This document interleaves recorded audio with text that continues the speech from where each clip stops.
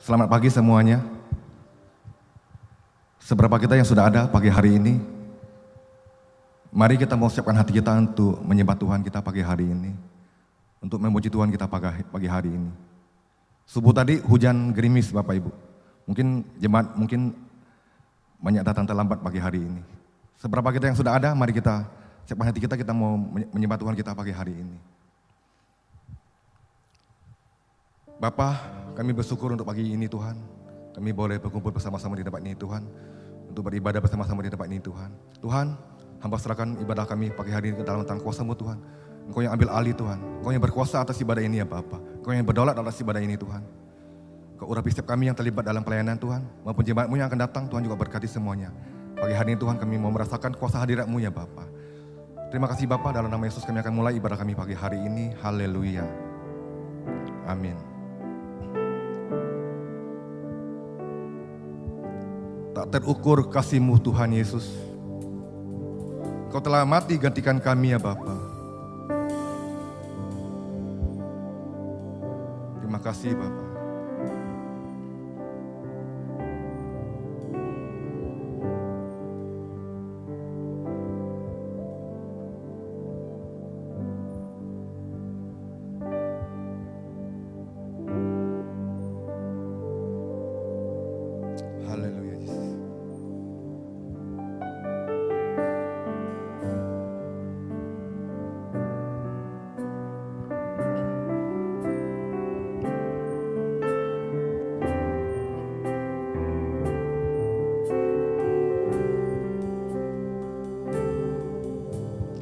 Tak terukur kasih-Mu Yesus.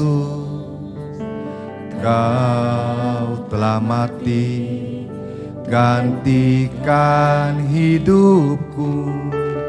Kau curahkan darah-Mu untuk tebus dosaku.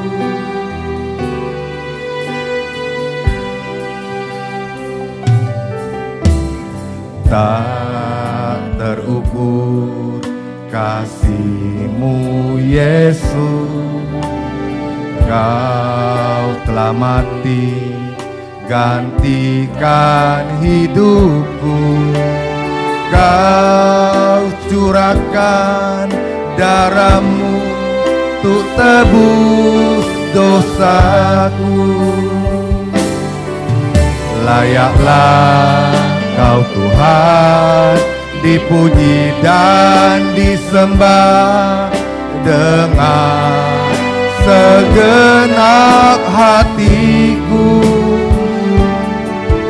Layaklah Kau Tuhan dipuji dan disembah dengan segenap jiwa ragaku.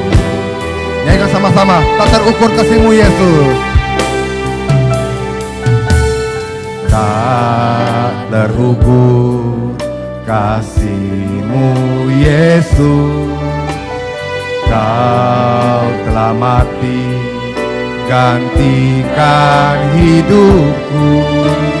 Kau curahkan darah-Mu untuk tebus dosaku.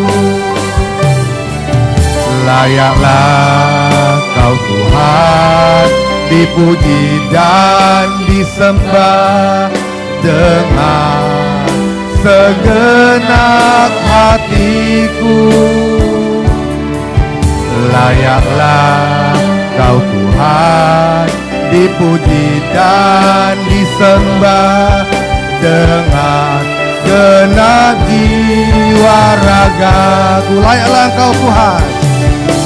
Layaklah Kau Tuhan dipuji dan disembah dengan segenap hatiku. Layaklah Kau Tuhan dipuji dan disembah dengan genap jiwa ragaku. Layaklah Engkau Tuhan. Layaklah Kau Tuhan dipuji dan disembah dengan segenap hatiku. Layaklah Kau Tuhan, dipuji dan disembah dengan genap jiwa ragaku. Haleluya, haleluya. Hanya Kau yang layak, hanya Kau yang layak untuk kami sembah, untuk kami puji. Hanya Kau yang layak untuk kami agungkan, untuk kami muliakan. Hanya Kau yang layak, Yesus Kristus Tuhan. Haleluya. Ya la wala wala sanda ya la wala wala. Ya la wala wala sanda ya la wala wala wala wala. Oh, hanya Yesus yang layak. Ya la wala wala wala wala wala. Ya la wala wala sanda ya la wala wala wala wala wala wala sanda ya la wala wala wala. Urapi setiap kami Tuhan, penuhi kami dengan kuasa hadirat-Mu. Penuhi kami Tuhan. We worship You Lord. Ya la wala wala sanda ya la wala wala wala. Kami mau memuji-Mu, kami mau menyembah-Mu Tuhan. Haleluya. Terima kasih Bapa, terima kasih Roh Kudus. Terima kasih atas semua anugerah-Mu. Terima kasih Bapa buat perlindungan-Mu. Kami bersyukur pada-Mu Tuhan. Kami bersyukur pada-Mu. Terima kasih Tuhan. Terima kasih Bapa. Terima kasih Tuhan. Hanya Kau yang layak kami sembah ya Bapa. Hanya Kau yang layak kami puji Tuhan. Haleluya. Engkaulah Raja segala raja Tuhan yang diagungkan. Terima kasih Bapa.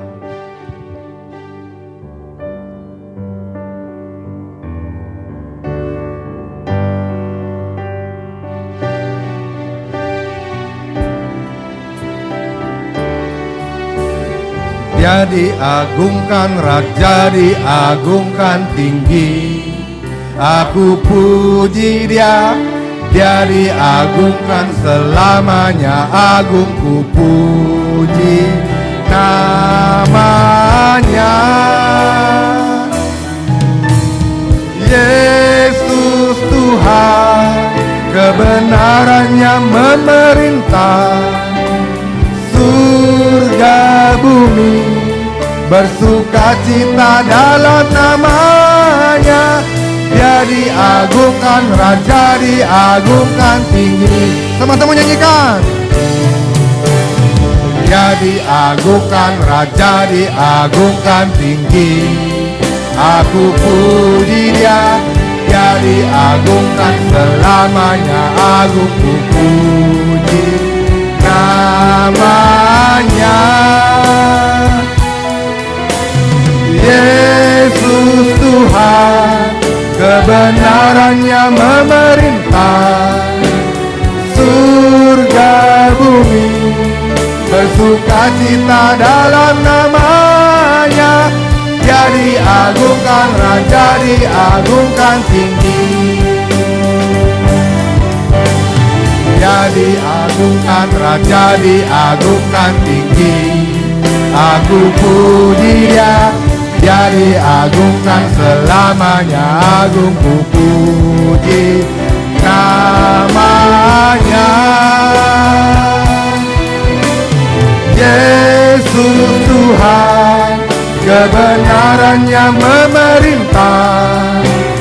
Surga bumi bumi, bersukacita dalam namanya. Dia diagungkan, Raja diagungkan tinggi. Dia diagungkan, Raja diagungkan tinggi. Dia diagungkan, Raja diagungkan tinggi. Haleluya. Beri sorak-sorai untuk Tuhan kita. Haleluya. Bapa, kami bersyukur untuk pagi ini Tuhan. Walaupun hujan gerimis Tuhan, kami tetap hadir untuk menyembah Engkau, memuji Engkau ya Bapa. Tuhan, kami percaya Tuhan, kami semua yang hadir pagi hari ini Tuhan, Engkau berkati Bapa. Kami semua yang hadir pagi hari ini, Engkau urapi Bapa. Kami semua Tuhan, Engkau jamah Tuhan. Kami mau merasakan hadirat-Mu penuhi setiap kami ya Bapa. Tuhan, pagi hari ini apabila ada yang datang dalam keadaan sakit Tuhan, kami percaya Engkau sembuhkan ya Bapa. Apabila ada yang datang dalam keadaan yang lemah, letih, lesu, Engkau kuatkan Bapa. Yang beban berat Tuhan, Kau beli kelegaan ya Bapa. Terima kasih Tuhan dalam nama Yesus. Kita semua yang pagi hari ini datang, katakan sama-sama, amin. Saya undang Bapak Ibu untuk bangkit berdiri. Shalom Bapak Ibu, apa kabar semuanya? Apa kabar? Ada sukacita pagi hari ini? Beli salam dengan kesebelannya, belakangnya. Ya, haleluya. Puji Tuhan. Kita mau seru namanya. Tuhanku Maha Besar.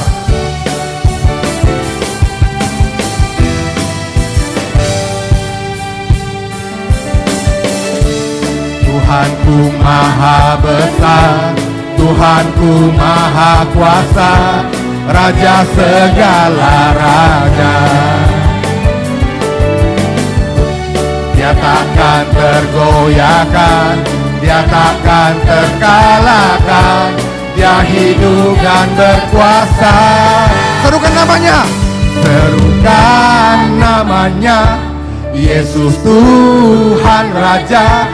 Segala kuasa tunduk dalam namanya. Dia luar biasa, Dia luar biasa, perkasa mulia. Yesus Raja di atas segala raja. Tuhan,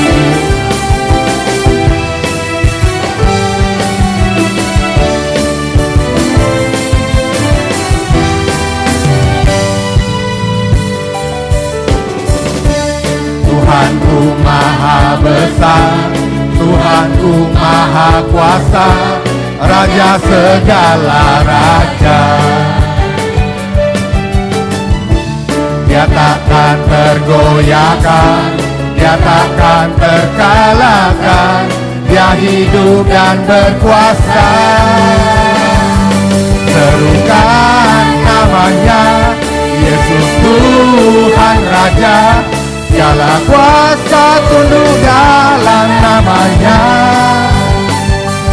Dia luar biasa, perkasa mulia. Yesus nama di atas segala nama. Serukan namanya, serukan namanya, Yesus Tuhan Raja. Segala kuasa tunduk dalam namanya. Dia luar biasa, perkasa mulia. Yesus nama di atas segala nama. Haleluya. Beri sorak-sorai untuk Tuhan kita.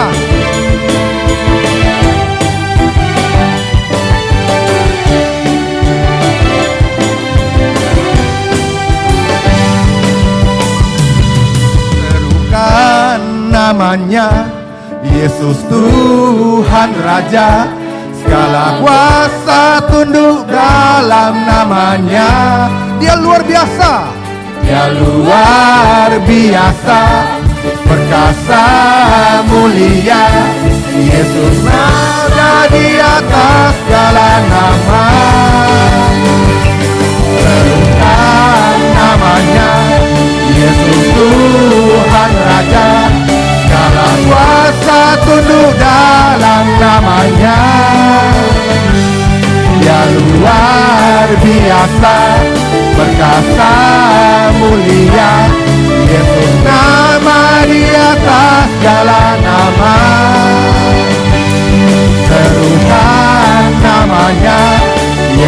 Tuhan Raja, segala kuasa tunduk dalam namanya.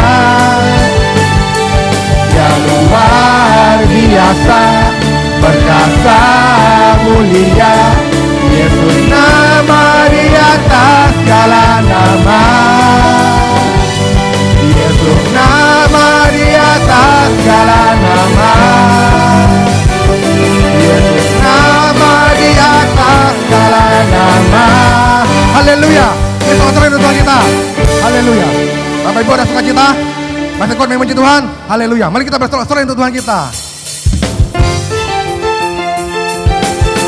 Haleluya.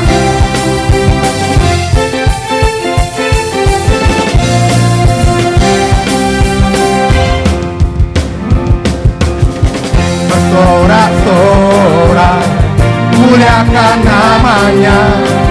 Dia berperang ganti kita. Bertepuk tangan. Bertepuk tangan, muliakan namanya. Dia selamatkan jiwa kita. Satu-satunya, satu-satunya penebus, kalahkan maut, bangkit dan hidup. Tuhan yang memberi kemenangan bersama kita, di dalam kita. Masuk dalam kemuliaannya, Dia perlindungan dan pengharapan.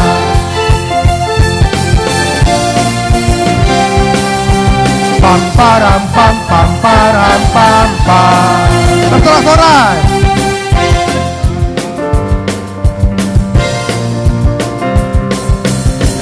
Bersorak-sorai, muliakan namanya. Dia berperang ganti kita. Bertepuk tangan, muliakan namanya. Dia selamatkan jiwa kita. Satu-satunya penebus, kalahkan maut, bangkit dan hidup. Tuhan yang memberi kemenangan bersama kita, di dalam kita. Masuk dalam kemuliaannya, Dia perlindungan dan pengharapan. Tuhan yang memberi kemenangan bersama kita, di dalam kita. Masuk dalam kemuliaannya, Dia perlindungan dan pengharapan.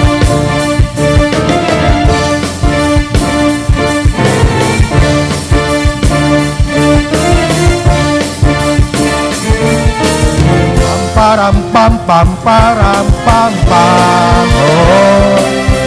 Pam param pam pam param pam pam. Pam param pam pam param pam pam, oh. Pam param pam pam param pam pam. Tuhan yang memberi kemenangan bersama kita, di dalam kita. Masuk dalam kemuliaannya, Dia perlindungan dan pengharapan. Tuhan yang memberi kemenangan bersama kita, di dalam kita. Masuk dalam kemuliaannya, Dia perlindungan dan pengharapan. Dia perlindungan dan pengharapan. Dia perlindungan dan pengharapan. Haleluya. Bapak Ibu rasa sukacita pagi hari ini. Silakan duduk Bapak Ibu. Kita percaya Yesuslah sumber kekuatan. Amin Bapak Ibu. Kita boleh ada sampai saat ini, kita percaya semua adalah karena Tuhan, karena anugerahnya. Amin Bapak Ibu. Mari kita siapkan hati kita mau mendengarkan kebenaran firman Tuhan pagi hari ini. Terima kasih Bapa, Engkau baik Tuhan, Engkau sangat baik Tuhan. Kami mau menyembah Engkau Tuhan. Kami mau memuji Engkau Tuhan. Kami mau memuliakan nama-Mu ya Bapa. Terpujilah Engkau Tuhan, Allah yang maha baik. Haleluya.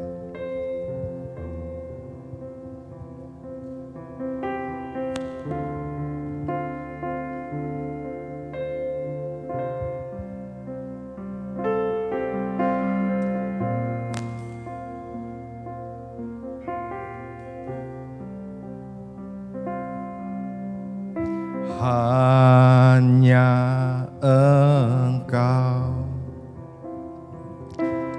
Juru selamatku, Tuhan Kau setia padaku.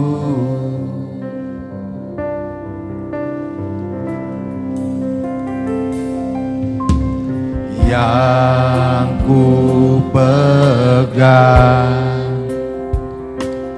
hanya janji-Mu, ku percayakan hidupku. Ku sembah Kau Allahku, ku sembah Kau Allahku, Bapa dan sahabatku. Kau yang pedulikan seluruh hidupku.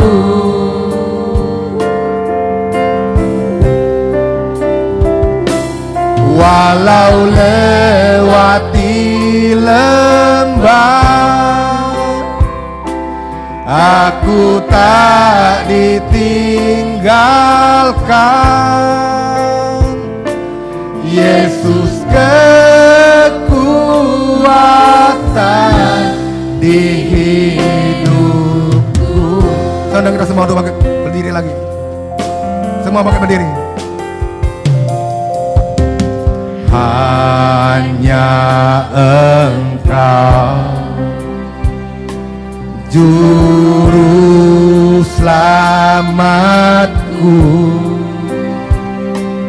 Tuhan Kau setia padaku. Yang ku pegang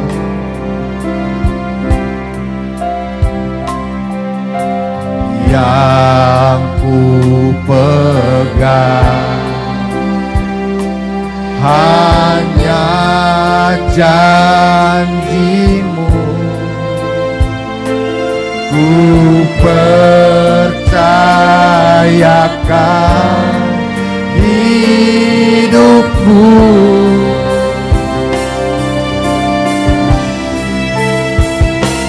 Ku sembah Kau Allahku,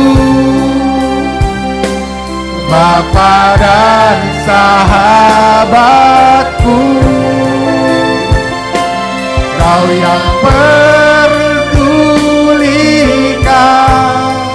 seluruh hidupku.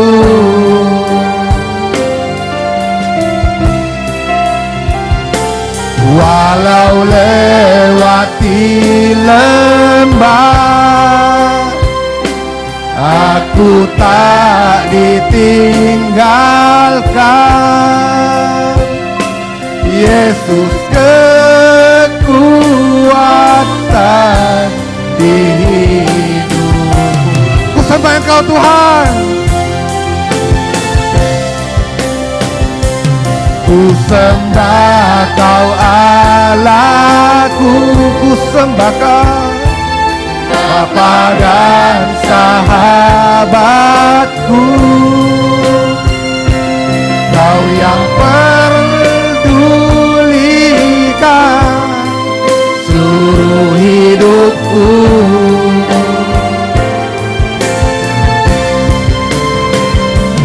Walau lewati lembah,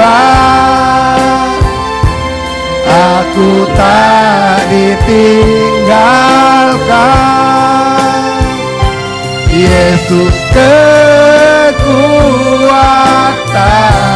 di hidupku.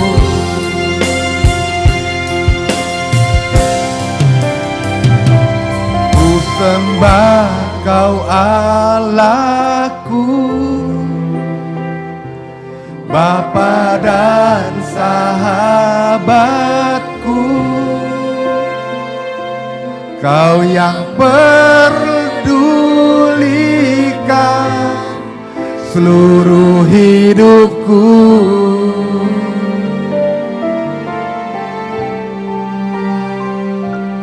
Walau lewati lembah, aku tak ditinggalkan. Yesus kekuatan di hidupku.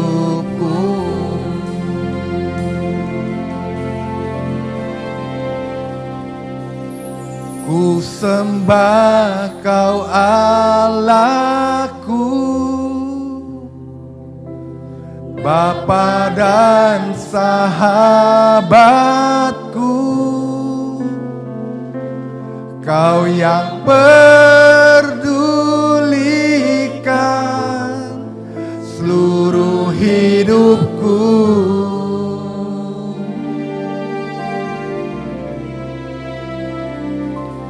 Walau lewati lembah, aku tak ditinggalkan. Yesus kekuatan di hidupku. Katakan sama-sama, Yesus kekuatan.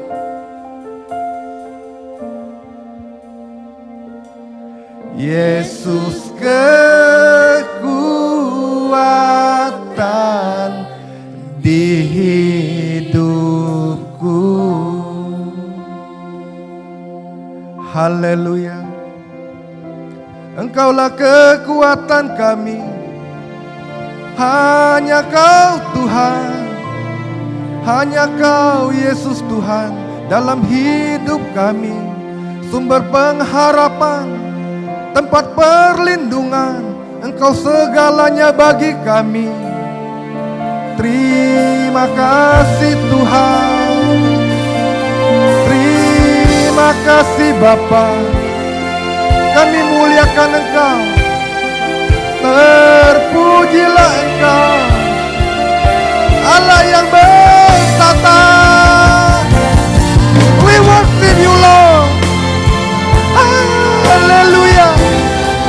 Yalah wala wala sana, yalah wala wala sana, yalah wala wala wala wala, yalah wala wala wala sana, yalah wala wala wala.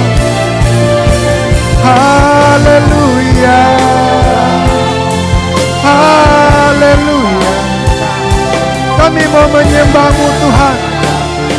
Engkaulah kekuatan kami. Haleluya. Haleluya. Terima kasih Tuhan. Saya undang petugas doa syafaat untuk maju ke depan.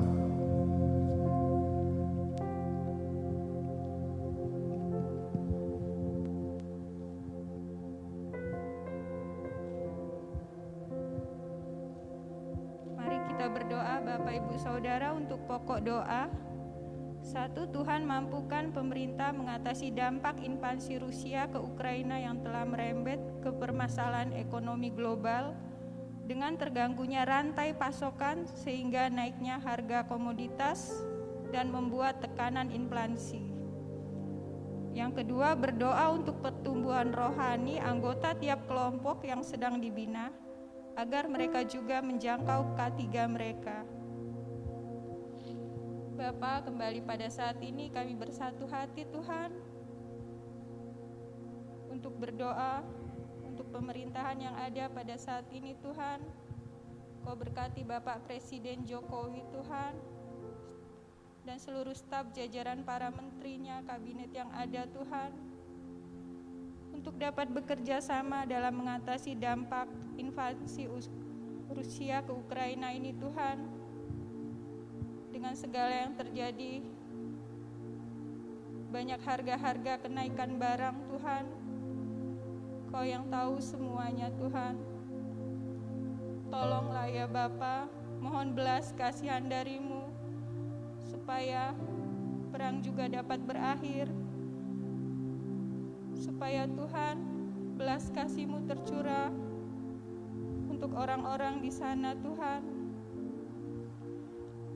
Tuhan menolong anak-anak Tuhan yang ada di Ukraina. Tuhan mampukan mereka untuk terus berharap dan percaya kepada Tuhan. Tuhan berkati pemerintahan Indonesia Tuhan. Berkati dan tolong Kau beri jalan keluar. Pemerintahan yang ada dapat mengatasi laju tekanan inflasi Tuhan, sehingga tekanan inflasinya dapat ditekan serendah mungkin Tuhan, sehingga harga-harga barang dapat tidak terus naik Tuhan. Berkati Tuhan dan tolong bangsa Indonesia. Mampukan pemerintahan yang ada mengatasi dampak-dampak yang terjadi pada saat ini Tuhan akibat perang Ukraina, perang Rusia. Tuhan menolong, memberkati bangsa Indonesia. Belas kasihan-Mu tercurah untuk bangsa Indonesia Tuhan. Bapa, pada saat ini juga kami berdoa untuk pertumbuhan rohani anggota tiap kelompok yang sedang dibina Tuhan. Biarlah mereka semua Tuhan, mereka yang sedang dibina pada saat ini dapat menjangkau K3 mereka, keluarga, kawan, kenalan mereka. Mereka juga dapat memperkenalkan kepada keluarga mereka Tuhan Yesus sebagai Tuhan dan Juru Selamat satu-satunya yang dapat menyelamatkan dan menolong mereka. Tuhan dapat memampukan mereka Tuhan di dalam menjalani proses pertumbuhan iman mereka, sehingga mereka juga tetap kuat, tetap bertahan di dalam situasi apapun. Tuhan mampukan mereka ya Bapa. Dan sebentar Tuhan kami akan mendengar firman-Mu. Berkati Bapak Gembala yang akan menyampaikan firman-Mu, dan kami semua dapat fokus Tuhan, jemaat-Mu yang ada dapat fokus untuk mendengarkan firman-Mu Tuhan, sehingga kami dapat mengerti, dapat melakukan firman-firman yang diajarkan ya Bapa, supaya hidup kami dapat berkenan kepadamu. Dalam nama Tuhan Yesus kami berdoa, haleluya, amin.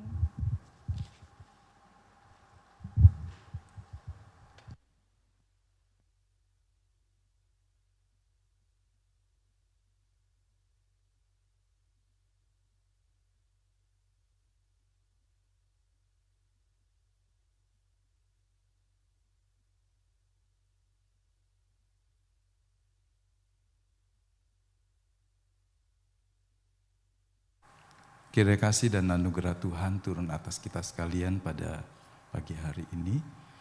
Selamat Paskah bagi Bapak Ibu yang pekan yang lalu tidak sempat bersama dengan kita merayakannya. Pagi ini saya mau mengajak kita untuk merenungkan kembali sebuah peristiwa yang sudah dicatat ribuan tahun yang lalu, dan peristiwanya sendiri sudah sangat lama. Tetapi penyakit seperti ini masih ada sampai hari ini, bahkan semakin berkembang. Karenanya kita perlu memperhatikan. Tadi pagi dalam bacaan bersama anak-anak pastori dari Matius pasal 27, ayat 18 di situ dikatakan bahwa Pilatus tahu bahwa pemimpin-pemimpin agama menyerahkan Yesus karena dengki, karena iri. Jadi kalau kita lihat orang-orang Israel kebanyakan kecewa karena Mesias bukanlah Mesias yang akan membebaskan mereka dari perhambaan Romawi, maka di kalangan pemimpin agama, orang-orang elitnya, mereka iri. Jadi ini sebuah kombinasi yang kemudian peristiwa yang kita renungkan sebagai kematian dari Kristus Yesus Tuhan itu menjadi semakin nyata. Ditambah konspirasi dari seorang murid yang membuka jalan karena tamak akan uang. Jadi saudara bisa bayangkan rasa kecewa, kemudian iri dan dengki, itu sangat berbahaya. Ya. Saya mengajak kita untuk membaca Kejadian pasal yang keempat. Kejadian pasal yang keempat. Saya akan membaca ayat 2 sampai ayat selanjutnya ya. Selanjutnya dilahirkannyalah Habil adik Kain, dan Habil menjadi gembala kambing domba. Kain menjadi petani.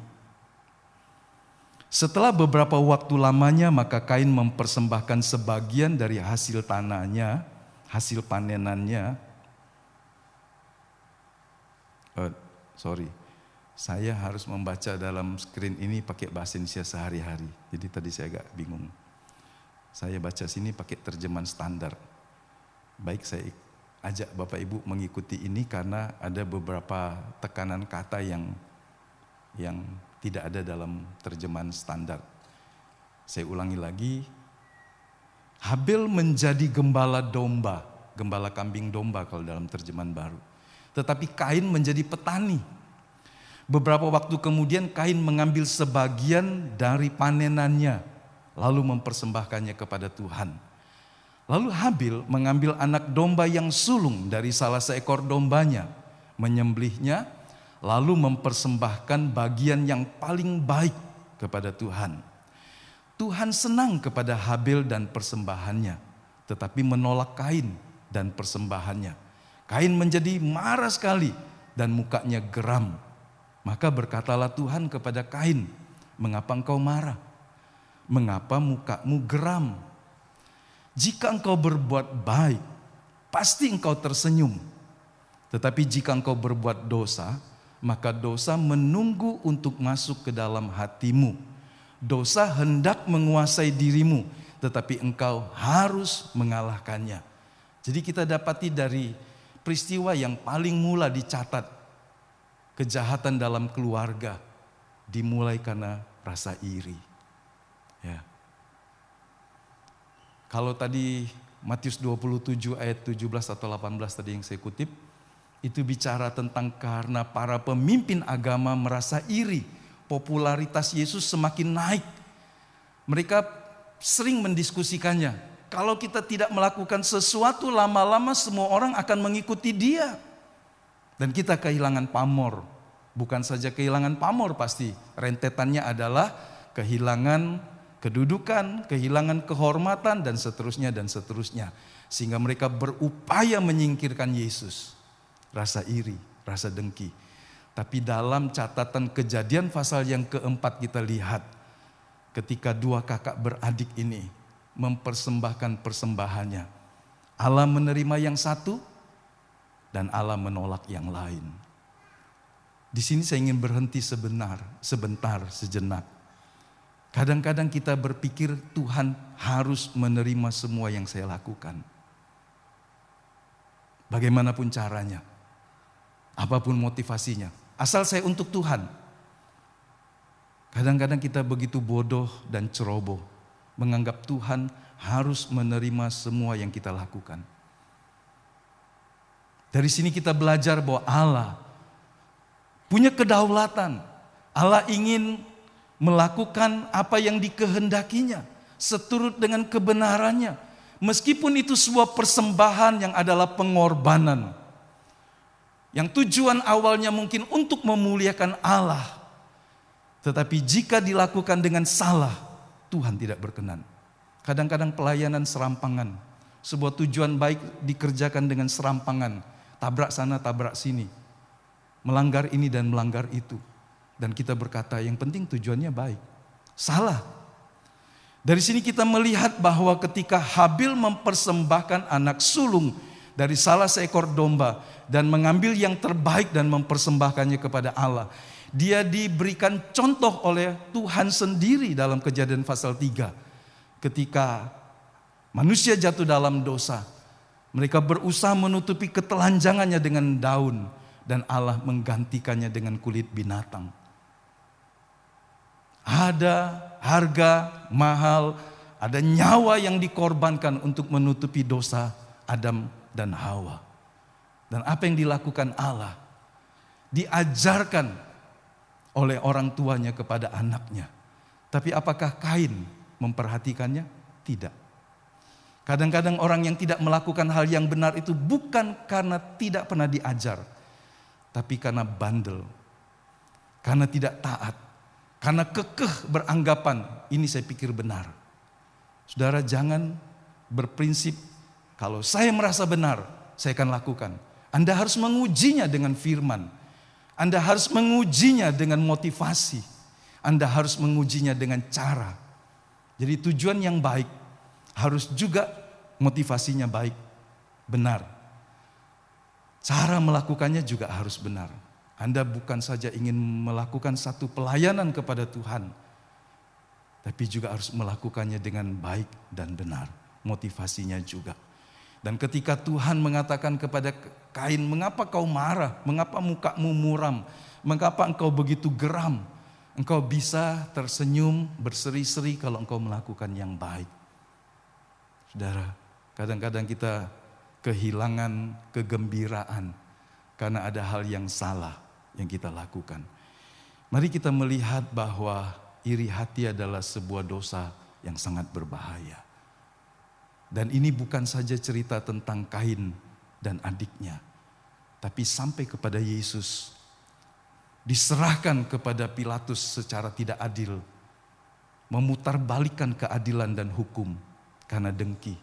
Dan hari-hari ini pun kita sedang hidup dalam kehidupan di mana iri hati sangat mendominasi hidup manusia pada umumnya.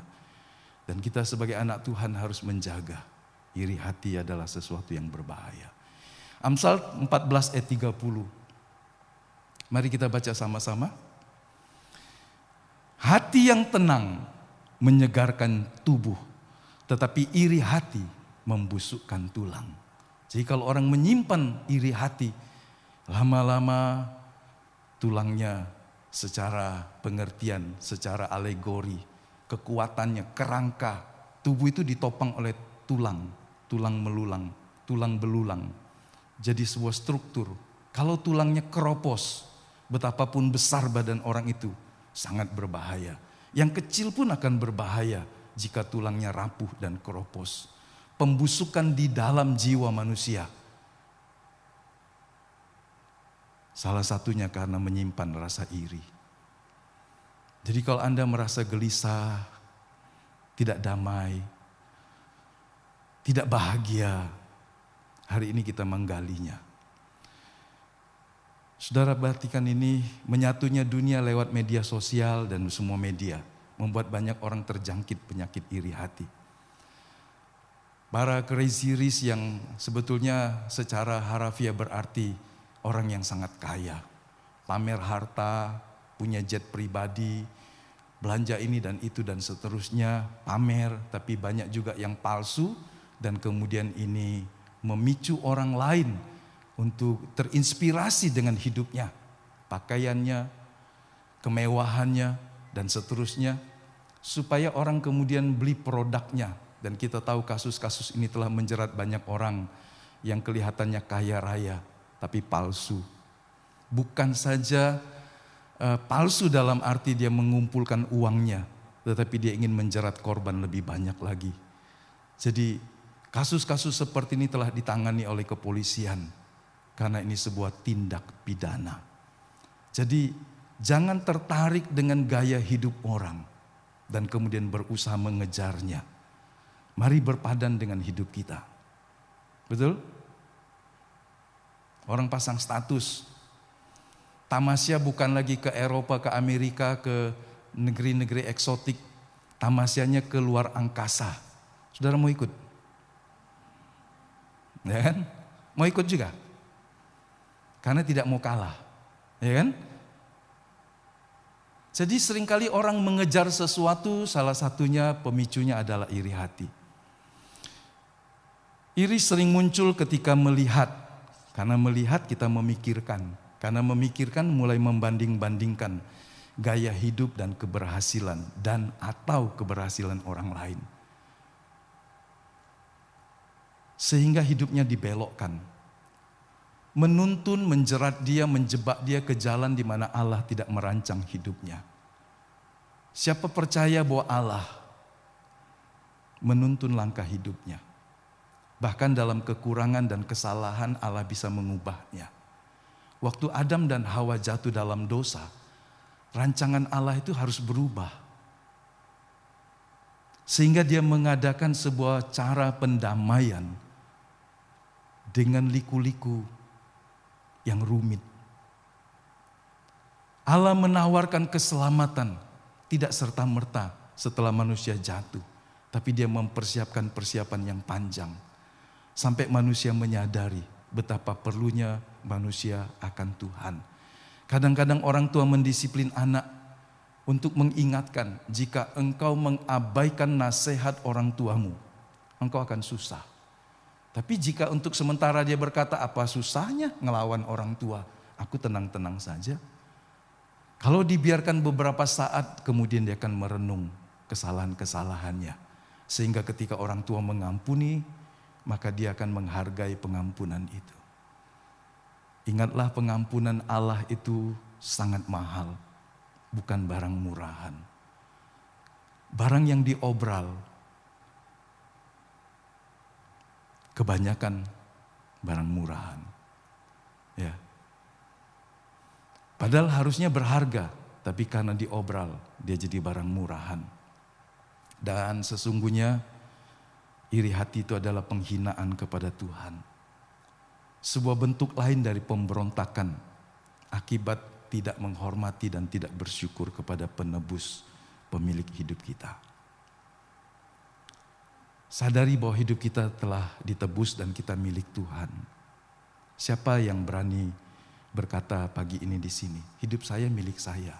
Mau apa? Mau apa lu? Hidup saya sendiri. Saya kerja, saya belajar, saya berusaha, keringat saya sendiri. Mau apa? Tapi sesungguhnya kita telah ditebus dengan darah yang mahal. Jika usaha dan perbuatan baik kita bisa membebaskan kita dari cengkram neraka yang kekal, Allah tidak akan melakukan pendamaian di kayu salib dengan memberikan nyawanya sendiri. Dan ketika Tuhan memberikan perintah kepada Musa, maka perintah ini masih berlaku, saudara. Jangan mengingini milik orang lain. Dalam versi yang lain disebut secara tidak adil, secara tidak benar. Ya.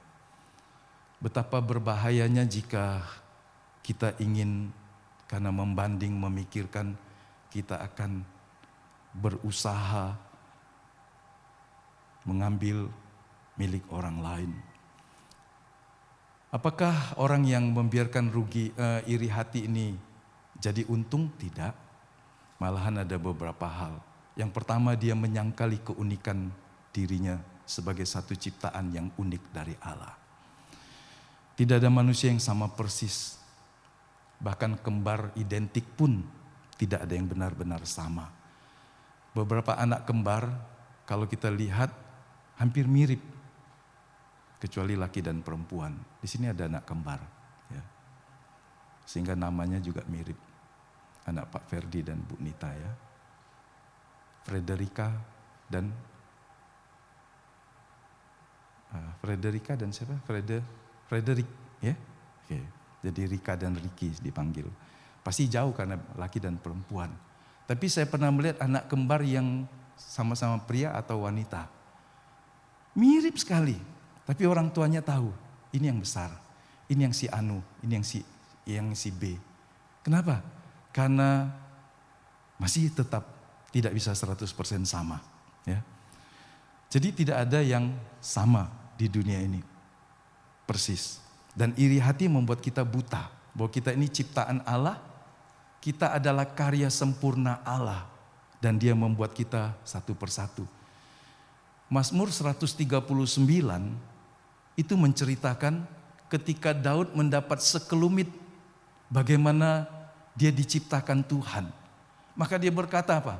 Anda bisa membaca Mazmur 139. Terlalu besar, terlalu ajaib perbuatanmu ya Tuhan. Karena engkau menenun aku selagi aku masih bakal anak. Saudara, kadang kita tidak bisa menerima. Kita pengennya lahir dari satu keluarga tertentu, dari ras tertentu, di sebuah kota tertentu, dalam situasi yang tertentu. Tapi kita tidak bisa memilih kelahiran kita. Tapi saya ingin berkata kita bisa memilih bagaimana kita menjalani hidup dan mengakhiri hidup. Apakah kita akan menjalani hidup di dalam Tuhan dan berbuah dan mati sebagai orang yang tetap setia melakukan kehendak Allah, atau kita memilih untuk hidup dan mati di luar Kristus dan kebenarannya. Itu pilihan kita. Soal lahir kita nggak bisa pilih. Kita lahir dari suku Tionghoa kah, suku Jawa kah, suku Batak kah, suku apakah? Kita nggak bisa memilih. Kita nggak bisa memilih kita lahir dari keluarga bangsawan atau rakyat jelata. Kita lahir kapan, di mana, dan dalam keadaan seperti apa. Kita ada. Itu sesuatu yang kita tidak bisa tolak. Menyesalinya terus-menerus sepanjang hidup adalah sebuah kebodohan. Tetapi menjalani dengan benar sesuai dengan rancangan Tuhan, itulah orang berhikmat. Amin. Siapa yang pernah menyesali hari lahirnya? Siapa yang menyesali siapa dirinya? Kenapa aku tidak lahir dari keluarga ini dan itu? Ayo, gak perlu angkat tangan. Tapi coba tanya dirimu.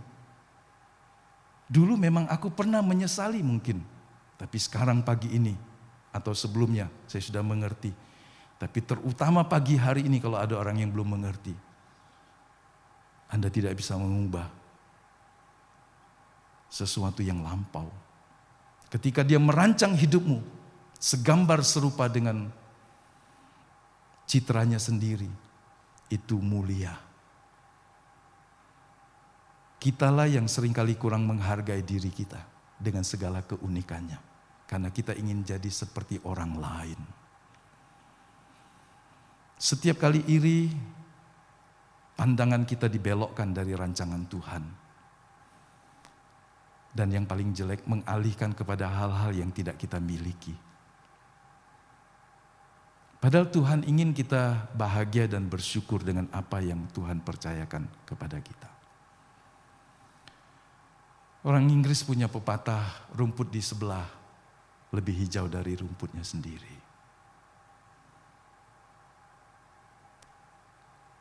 Kain iri dengan adiknya bukan dengan sebuah tujuan untuk mengoreksi dan mengubahnya. Padahal Tuhan sudah mengingatkan dia. Kalau engkau juga mempersembahkan hal yang sama seperti Kain, bukankah engkau juga akan berseri-seri dan aku berkenan kepadamu? Kadang-kadang kita malu untuk jadi sama seperti orang lain. Kalau Habil mempersembahkan yang benar di hadapan Allah, kenapa saya malu harus mengikutinya? Saya punya model sendiri. Saya enggak mau sama. Saya harus beda. Dalam satu hal kita unik. Tapi dalam hal yang benar di mata Allah, kita enggak perlu malu untuk mengikuti kebenaran. Paham maksudnya Bapak Ibu? Kain sebetulnya bisa mengoreksinya. Oh begitu Tuhan. Baik, aku akan merubah. Aku akan berusaha juga mengambil kambing domba, membeli dan sebagainya. Atau meminta, karena dia petani. Meminta dengan baik-baik dengan adiknya.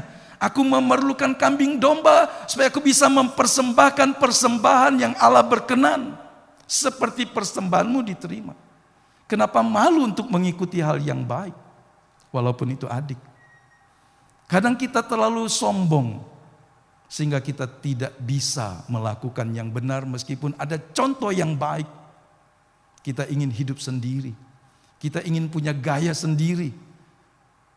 Bahkan jika itu salah, hanya supaya beda dengan orang lain. Itu jalan yang sulit yang dipilih oleh Kain. Dan dia kekeh tidak mau merubahnya. Ketika Kain menjadi begitu iri, Tuhan sebetulnya ingin Kain merubahnya. Dia bisa melakukan perubahan pembaharuan. Dan Allah adalah Allah yang selalu menunggu untuk kita menjadi manusia yang diperbaharui. Mari berimajinasi. Satu hari jika kita berdiri di hadapan Tuhan. Ini sesuatu yang pasti. Imajinasinya saja yang boleh kita kembangkan. Berdirinya pasti. Kapan waktunya belum tahu. Tapi saya dan saudara pasti akan berdiri di hadapan Tuhan. Mari kita bayangkan apa yang Tuhan akan tanya.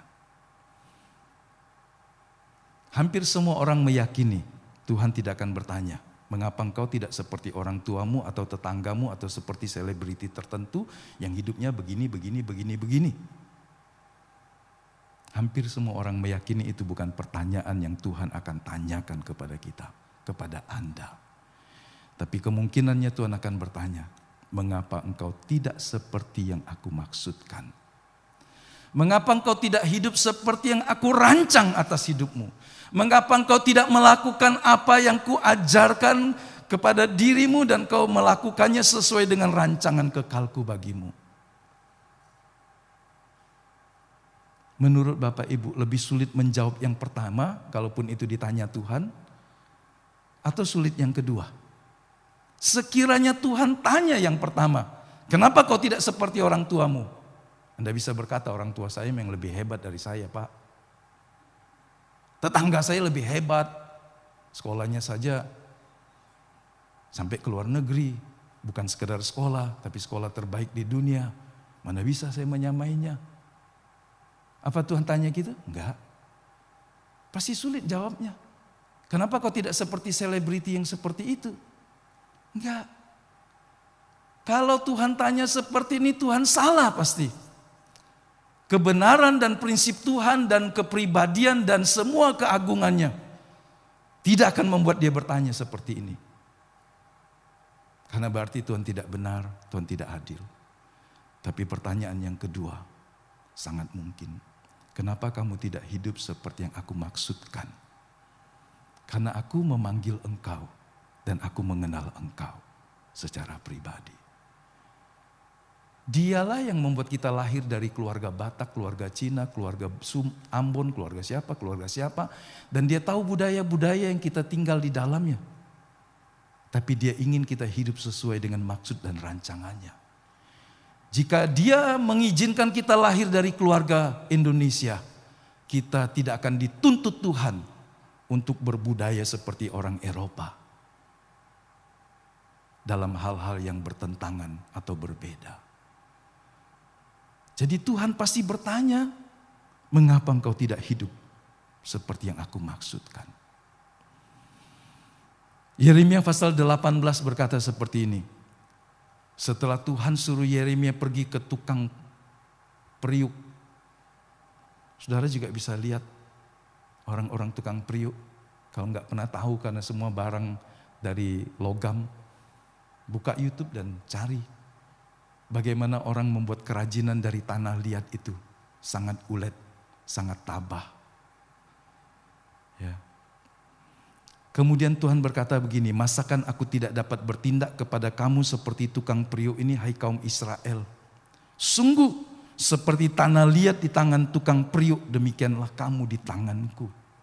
Mari kita sadari, Tuhan penjunan. Penjunan itu sebuah terjemahan dalam Alkitab terjemahan lama. Penjunan adalah seorang master, seorang ahli.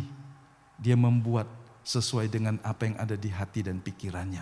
Hanya bedanya manusia bisa berubah-berubah, tapi Tuhan konsisten dalam pemikirannya. Sehingga kita bisa percaya kepada Tuhan. Kalau penjunan adalah orang yang pelin-pelan, Dia siapkan tanah untuk bikin tembikar, katakanlah alat dapur, kemudian dia berubah tiba-tiba, aku mau buat kau untuk alat WC lah. Wah, tadi alat dapur, ini alat WC. Ya kan? Tapi Tuhan tidak seperti penjunan yang pelin-pelan. Dia bukan Allah yang situasional. Dia merancang hidup kita untuk menjadi segambar serupa dengan Dia dan pada akhirnya berkumpul bersama Dia dalam kerajaannya. Jadi konsisten cara Allah bekerja. Hidup kita seperti segumpal tanah di tangan Tuhan. Berapa banyak orang yang berontak ketika Tuhan membentuk hidupnya dan merasa dia lebih tahu dari Tuhan. Mari renungkan saudara. Yang kedua, iri hati mengganggu perhatian. Sebab kalau kita sibuk perhatikan orang lain, ya kan? Kalau Anda memang tidak profesinya mengamat, jadi pengamat ya, mengamat-amati orang lain, udahlah lakukanlah pekerjaanmu sendiri. Ya, kalau untuk hiburan sekali-sekali saja, lihat orang lain. Tapi ada orang sepanjang hari, sepanjang malam lihat statusnya orang terus. Lihat apa yang dilakukan oleh orang lain. Teknologi membuat kita bisa, wah orang di sana begini, orang di sana begini dan seterusnya. Selalu sibuk memperhatikan apa yang dilakukan orang. Terus kemudian yang berbahaya, timbullah keinginan untuk memiliki apa yang mereka miliki. Sehingga kita tidak bisa melihat apa yang Tuhan mau untuk kita tambah dalam hidup kita. Tentu kita harus menyaring apa yang kita lihat, apa yang kita dengar. Jadi pasti mengganggu. Karena kita teralihkan dari fokus. Apa yang Tuhan mau dalam hidup saya. Saya ibu rumah tangga, bukan selebriti. Paham bedanya Bapak Ibu? Saya ibu rumah tangga, bukan selebriti. Saya adalah seorang karyawan, bukan konglomerat. Saya pengusaha dengan skala ini. Saya bukan seorang pejabat dengan kewenangan tertentu. Saya anak dalam keluarga seperti ini. Saya harus bersyukur. Saya bukan anak bangsawan. Ketika kita bisa menempatkan diri kita di mana kita dan bersyukur kepada Tuhan, maka hidup kita bisa menghasilkan buah tanpa kita mengalami kesusahan-kesusahan yang tidak perlu.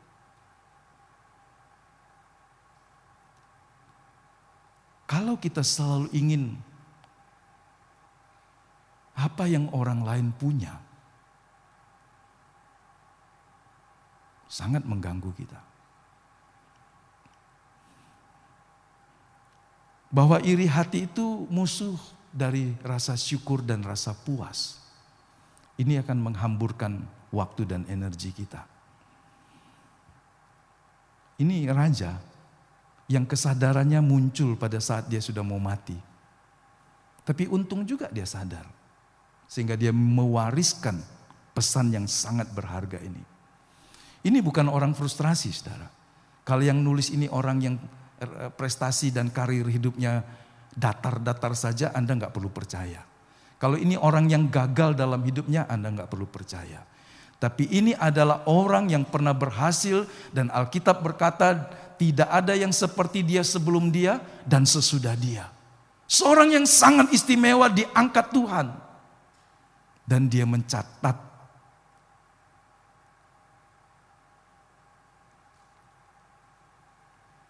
pemahaman yang sangat berharga ini.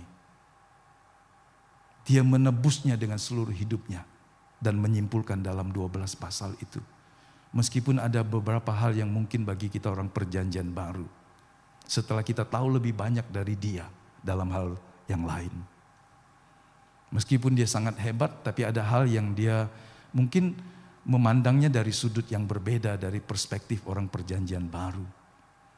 Mari kita baca ini. Dalam bahasa Indonesia sehari-hari. Aku tahu juga bahwa manusia bekerja. Ayo saudara baca saudara. Jangan-jangan kita yang dimaksudkannya. Saudara bisa baca di TV ya. Itu heran. Hari Sabtu dia putus saudara. Maksudnya tidak bisa dipakai salah satu dua kabelnya. Sehingga kita harus ganti yang wireless. Kemarin ketika banyak orang TV-nya gak bisa dihidupin. Tapi Bapak Ibu bisa melihatnya di sana ya. Tapi kalau rasa lebih enak lihat di depan boleh. Mari kita baca sama-sama. Jadi itu bukan pajangan supaya bagus saja tempatnya. Supaya Bapak Ibu yang ada di lorong kiri dan kanan bisa membaca. Ya. Mari baca sama-sama. Aku tahu juga bahwa manusia bekerja begitu keras hanya karena iri hati melihat hasil usaha tetangganya. Semuanya itu sia-sia belaka seperti usaha menjaring angin. Nah, perhatikan di sini yang saya persoalkan atau kita gali bukan pekerjaannya, tapi motivasinya. Setuju nggak? Apa yang salah dengan pernyataan ini? Ini sebuah kejujuran. Dia seperti seorang yang menangkap sebuah peristiwa, kemudian menganalisanya. Ternyata ada orang dalam pengamatan raja ini. Orang yang bekerja keras setiap hari. Banting tulang kata orang. Enggak patah-patah sayangnya. Sampai bengkok mungkin ya. Banting tulang. Tinggal atau lupakan Tuhan, lupakan keluarga, lupakan kepentingan kekal dirinya sendiri demi mengejar apa yang disebut karir atau keberhasilan atau uang. Manusia bekerja begitu keras hanya karena iri hati melihat hasil usaha tetangganya. Jadi ini motivasi yang salah. Kerja kerasnya benar karena Tuhan mau kita bekerja dengan tekun. Tapi motifnya yang salah. Dan jika motifnya salah, kalau motifnya penggerak hidup kita karena iri hati, sangat bahaya. Oleh karena iri hatilah Kain membunuh adiknya. Oleh karena iri hatilah Saul mertua kepada menantunya. Saking irinya, dia berusaha membunuh dan menghancurkan hidupnya. Maksudnya menghancurkan hidupnya sendiri. Dia rela habis-habisan. Sampai Daud berkata, aku ini siapa? Seperti kutu saja. Kenapa kau bunuh aku begitu hebat? Karena iri. Iri dengan prestasi Daud. Ini mertua, iri kepada menantunya. Kain kakak iri kepada adiknya. Apakah ada suami iri dengan istrinya? Ada enggak? Enaknya engkau, aku kerja payah-payah kau habisi duit baik. Sembrono lagi ngabisi duitnya. Atau istri juga iri kepada suami. Kau enak betul jadi laki-laki. Kalau Anda menggali rasa iri, Anda nggak akan pernah selesai. Kita bisa iri kepada siapa saja. Kepada mertua, kepada menantu, kepada istri, suami, adik, dan seterusnya. Jadi kalau motivasi kerja keras hanya supaya kita atau karena iri hati sangat berbahaya. Bagaimana motivasi yang benar? Ini Tuhan ajari. Yohanes pasal 9 ayat yang keempat. Selama masih siang, kita harus mengerjakan pekerjaan Dia yang mengutus aku. Malam akan tiba dan seorang pun tidak akan dapat bekerja. Kesadaran yang pertama jika kita harus bekerja dengan keras. Karena selama anugerah masih ada buat saya akan melakukan yang terbaik. Amin. Karena akan datang waktunya malam hari. Kenapa kerja keras? Karena ada waktunya, saya sudah tua, saya tidak bisa lakukan apa lagi. Mumpung masih muda, saya akan belajar dengan baik. Mumpung masih muda, saya akan lakukan semua yang saya bisa sesuai dengan kasih karunia Tuhan. Akan datang malam di mana orang tidak bisa bekerja lagi. Jadi kita sadar hidup kita terbatas. Dan Paulus menambahinya, melengkapinya. Dia katakan dalam kesaksian hidupnya, kalau pilih aku lebih senang mati. Supaya aku bisa berjumpa dengan Tuhan. Tapi kalau Tuhan kasih aku hidup, dia berkata, hidupku adalah milik Kristus. Hidupku adalah bagi Kristus. Jika aku harus hidup di dunia ini berarti bagiku bekerja untuk menghasilkan buah bagi Tuhan. Saudara lihat orientasinya untuk Tuhan. Fokusnya untuk Tuhan. Kesadaran bahwa hidup kita terbatas. Semua yang kita punya adalah kepercayaan Tuhan. Dan kita mau melakukannya untuk kemuliaan Tuhan. Anda boleh bekerja keras sekeras mungkin. Tapi kalau dorongan hatinya karena iri, berhenti sekarang. Karena itu berbahaya. Itu hanya membuat Anda lelah seperti usaha menjaring angin. Anda bisa baca Pengkhotbah pasal 12. Maksud saya 12 pasal itu, bukan pasal 12 saja. Walaupun pasal 12 juga ada sebuah kalimat yang sangat tegas di situ. Anda bisa baca, tapi jangan sekarang. Saya masih ada beberapa lagi. Iri hati berkata begini, uang yang lebih, harta yang lebih, kuasa yang lebih, prestis yang lebih, kesenangan yang lebih, popularitas yang lebih, selalu kurang. Selalu ingin yang lebih, karena didorong oleh rasa iri hati. Ingat, iri hati lawan dari rasa puas. Jadi kalau kita mengejarnya karena iri hati, bahaya. Tuhan bisa mempercayakan kita kuasa yang lebih. Tuhan bisa mempercayakan kita harta yang lebih. Tuhan bisa mempercayakan kita ketenaran dan promosi yang lebih dari sebelumnya. Tapi biarlah dalam kendali dan rancangan Tuhan. Amin. Karena pemazmur berkata begini dengan kesadaran yang penuh akan kedaulatan Tuhan. Dia berkata promosi datangnya dari Tuhan. Maksudnya peninggian datangnya dari Tuhan. Kalau kita berusaha mengejar apa yang Allah tidak lakukan bagi kita, kita akan frustrasi. Ayo baca sama-sama. Semoga tidak ada di sini yang saya buat warna kuning. Ayo agak keras ya. 1, 2, 3.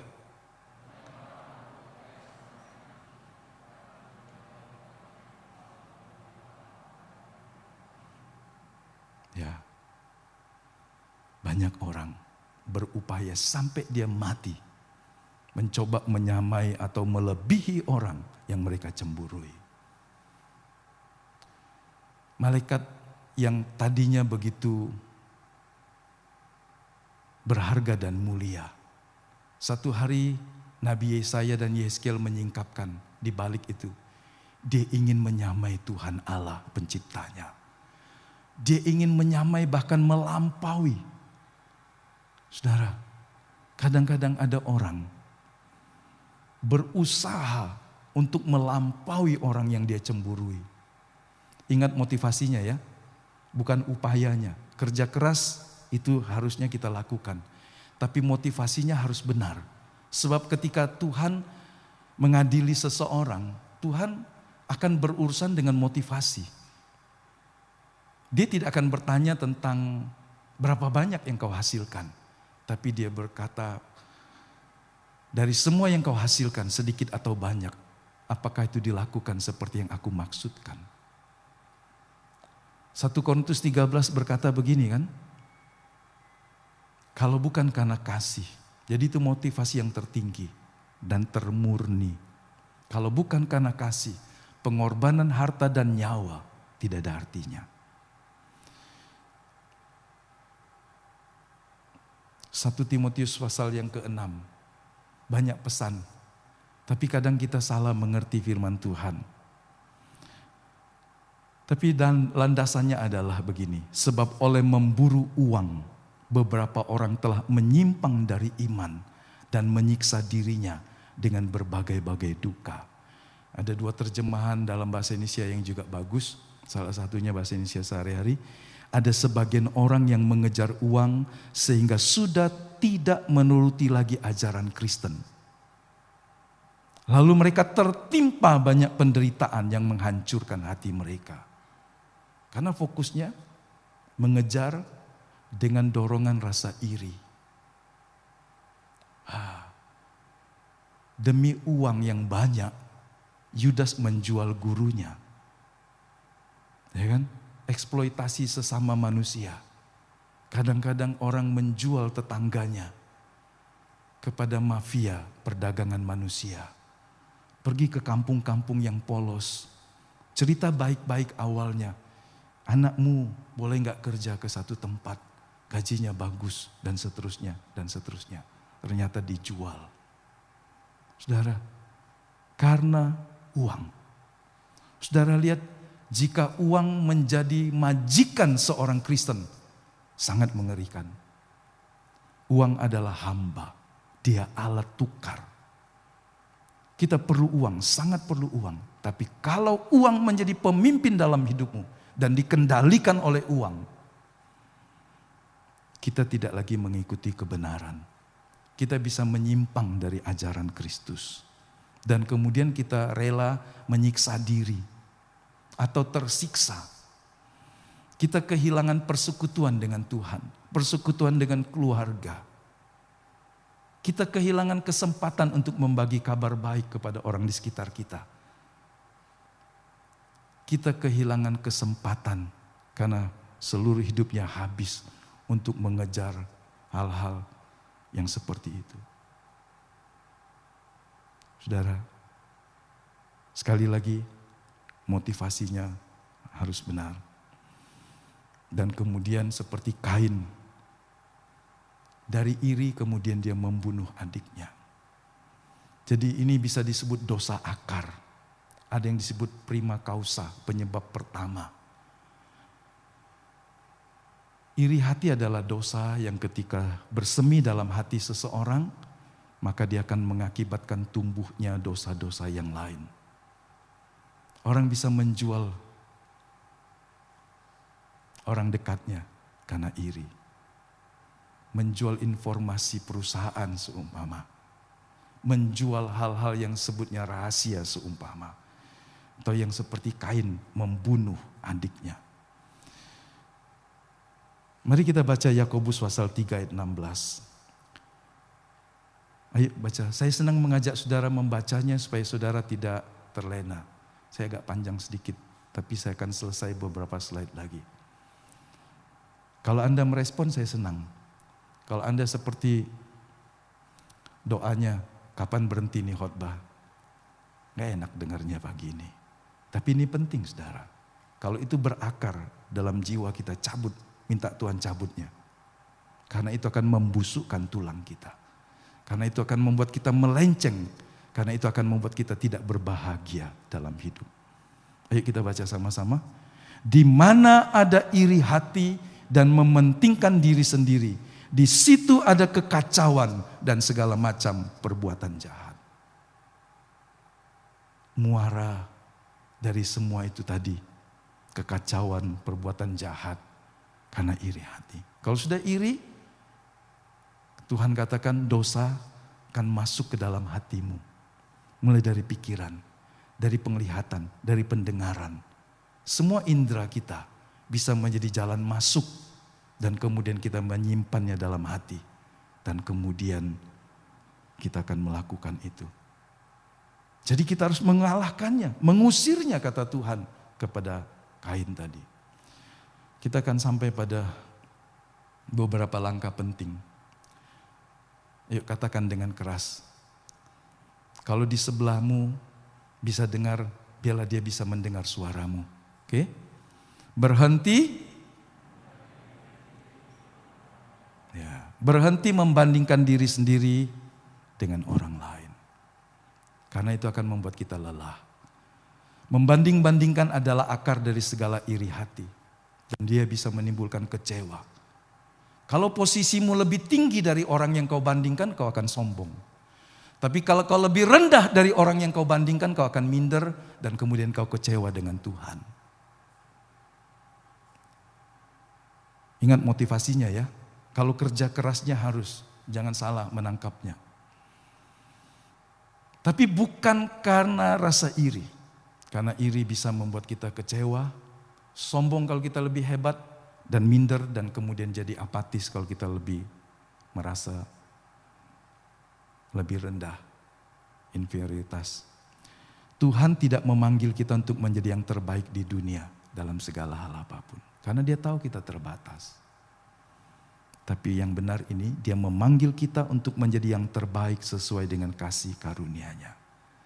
Kenapa dia tidak memberikan semua orang itu 5 talenta? Dia memberikan satu orang 5 talenta, sangat banyak. Tapi kepada yang satu lagi dia memberikan, berapa? Yang satu 5, yang satu lagi berapa? Pasti saudara pengennya 5 terus kan? Yang satu lagi berapa? Kasih angkat tangannya. 1 5. Yang satunya lagi berapa?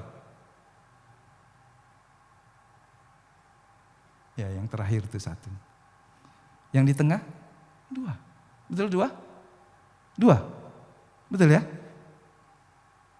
5, 2, dan 1. Kenapa Tuhan tidak kasih 5 semua? Kenapa Tuhan tidak kasih 1 semua? Bukankah adil itu berarti harus sama rata? Adil dalam konsep saya dan saudara harus sama. Tapi Tuhan adil dalam hikmatnya. Anda nggak boleh dan nggak bisa karena Anda penjunan berusaha mengadili Tuhan. Karena yang kita tahu terbatas. Waktu dia memberikan seorang 5, dia tidak menuntut seperti orang yang mendapatkan 10 karunia. Waktu dia memberikan seseorang itu 1 talenta, dia tidak meminta orang yang menerima 1 itu menjadi seperti orang yang 5. Ayat ini pernah dipakai atau saya pernah dengar dijadikan alasan untuk cari uang. Ya kan? Karena disuruh dagangkanlah, kemudian dia membungkangkan uang. Jadi kalau ada orang lintah darat pakai ayat ini juga, saudara. Tapi saudara jangan ya. Ayat ini nggak boleh membuat kita jadi lintah darat. Ayat ini mengajarkan kita apa yang Tuhan percayakan itu harus kita kembangkan sesuai dengan kasih karunia-Nya. Dan dia tidak pernah meminta apalagi menuntut kita menjadi seperti orang lain. Dia ingin kita jadi maksimal sesuai dengan kasih karunia yang dia percayakan kepada kita masing-masing. Dan tiap-tiap kita berbeda-beda. Hargai itu dan syukuri Tuhan. Saya kalau bisa juga bisa main keyboard, main drum, saya bisa main gitar, dan saya bisa khotbah. Ya kan, seumpama begitu. Bisa nggak dilatih? Bisa. Tapi apakah saya bisa profesional semua? Pasti ada bidang yang saya tidak bisa. Atau tidak lebih hebat dari satu hal. Kita multitasking, karena kehidupan menuntut seperti itu sekarang. Tapi pasti ada juga hal yang tidak sangat maksimal. Kalau kita ingin jadi orang yang terhebat dalam segala hal apapun, kita akan capek. Dan itu bukan rancangan Tuhan. Kita bandingkan orang yang hebat dalam sisi A, kita akan mengalahkan dia. Kita lihat orang yang hebat dalam sisi B, kita akan menyamai dia. Karena di otak kita ada 10 orang dengan 10 keunggulannya, maka kita akan melampaui 10 orang ini dengan 10 keunggulannya. Bisa? Nggak bisa. Jadilah seperti diri kita sendiri. Amin. Makanya perintah yang kedua dari perintah yang pertama dan utama itu adalah kasihilah dirimu sendiri. Mengasihi diri bukan berarti membuat kita menjadi orang yang cengeng, tetapi mensyukuri bahwa Tuhan beri kita meskipun berbeda. Seandainya Tuhan kasih saya 1 talenta, saya akan bersyukur dan mengembangkannya. Saya tidak perlu jadi orang yang seperti punya 3, 4, atau 5. Karena itulah pemberian Tuhan dalam hidup saya. Sebuah bentuk menghormati Tuhan adalah menerima dan bersyukur untuk apa yang Dia percayakan kepada kita. Tentu kita harus mengembangkannya. Jangan lupa, saya garis bawahi, kita harus mengembangkan dengan maksimal. Dan orang berkata, kebanyakan orang hanya memakai 10% dari kemampuannya saja. Negara di mana masyarakatnya lebih senang dengan entertain, maka masyarakatnya tidak pernah menghasilkan prestasi yang gemilang. Tidak akan ada penemuan-penemuan yang hebat. Kalau semua orang berpikir, jangan yang sulit-sulit lah. Hidup jangan yang sulit-sulit lah. Orang menemukan terobosan-terobosan dalam teknologi karena orang tertantang dengan bagaimana bisa jadi lebih baik, bagaimana bisa lebih baik untuk orang lain. Kalau kita tidak pernah memikirkan dan memaksimalkan apa yang Allah percayakan, kita menjadi seperti orang penerima 1 talenta yang berkata begini, lebih baik aku kuburkan saja. Toh kalau nanti dia datang lagi, aku bilang masih utuh. Ya kan? Tuhan ingin kita menjadi orang yang tidak seperti penerima 1 talenta. Tapi ngomong-ngomong, ingatkan kisah itu? Ingat kisah orang yang menerima talenta itu? Ingat Bapak Ibu? Yang kedua, belajarlah bersukacita atas kebaikan Tuhan atas hidup orang lain. Daripada kita jengkel, benci, mari hormati Tuhan majikannya. Tuhan yang kasih dia 5 talenta, itu hak Tuhan lah. Kenapa saya iri? Roma pasal 12 ayat 15, turutlah bergembira dengan orang-orang yang bergembira dan menangislah dengan mereka yang menangis. Kalau yang kedua kita nggak bisa, lakukan yang pertama. Karena enak aja kalau sedih aku ikut nangis. Tapi kalau dia bergembira, berkatalah puji Tuhan. Ya kan? Bisa lihat keberhasilan orang dan berkata puji Tuhan? Atau kita bilang, ngapalah dia ya, bukan aku ya. Kalau di kelas ada 40 murid atau 20 murid, kemudian yang terbaik diumumkan, orang yang nomor 2, nomor 3, nomor 10 dan nomor terakhir ngomongnya apa? Dia terus yang juara tuh Bu. Terus ibunya bilang apa? Kau bisa nak, asal kau belajar seperti dia belajar. Camkan ini, hampir semua orang yang kepadanya kita sering iri, sebetulnya orang dekat kita. Siapa yang iri? Dari Kain tadi, Kain iri dengan siapa? Adiknya, bukan orang jauh. Saul iri dengan siapa? Menantunya. Karena orang menyanyikan begini ketika mereka pulang dari perang. Saul mengalahkan beribu-ribu laksa. Orang nari. Wah senang hati Saul beribu-ribu laksa. Kemudian kalimat berikutnya berkata, tapi Daud berpuluh-puluh ribu laksa. Hatinya sakit saudara. Dia bilang aku raja. Mertuanya cuma diperhitungkan beribu-ribu. Menantuku ini dulunya kambing domba yang diurus. Dia menggembalakan kambing domba cuma 2 ekor, 3 ekor. Saul anak orang kaya. Daud anak orang yang tidak punya. Orang tuanya cuma suruh dia menggembalakan 2 ekor, 3 ekor. Dia marah sekali dibandingkan dengan menantunya. Sejak hari itu, rasa kecewa bertumbuh menjadi kebencian dan amarah yang tidak bisa dijelaskan. Orang dekat. Kalau Anda iri dengan suamimu, saya salah ngomong gak? Ada orang iri dengan suaminya kan? Gak usah jawab lah, gak usah angkat tangan lah, karena suamimu ada di sebelahmu. Siapa yang iri dengan istrinya? Siapa yang iri dengan anaknya? Enak aja kau sekarang. Ya. Berhentilah marah karena anugerah Tuhan kepada orang lain. Waktu orang yang menerima upah 1 dinar itu mendapat pembayaran yang terakhir, dia punya harapan yang lebih saudara. Karena yang kerja jam 5 sore hanya 1 jam dapat 1 dinar. Tuhan itu memberikan perumpamaan itu begitu tepat saudara. Orang yang duluan dapat upah itu yang 1 jam kerja. Padahal orang yang mendapatkan kontrak pertama untuk kerja 1 hari dengan upah 1 dinar itu dulu tidak mendapat upah duluan. Jadi dia nggak tahu, dia tahu semua. Orang yang kerja cuma 2 jam 1 dinar. Dan waktu dia dipanggil, dia berharap lebih, dia menuntut lebih. Dia berkata yang 1 jam saja kerja nggak panas. Upahnya seperti itu. Aku harus lebih. Saudara tahu waktu dia menuntut, apa kata majikan itu? Ayo ingat ini saudara, karena ini akan menyadarkan saudara. Siapa Tuhan dan siapa kita. Siapa saya dan siapa dia. Supaya kita sadar. Waktu orang ini marah, dia berkata orang ini kerja 1 jam, cuma engkau hadiah bayari 1 dinar. Sangat besar itu. Aku yang kerja seharian, disengat matahari, kerja keras. Kenapa upahku 1 dinar juga? Dia marah. Dia sangat marah. Dia komplain Tuhan. Terus apa kata Tuhan, saudara?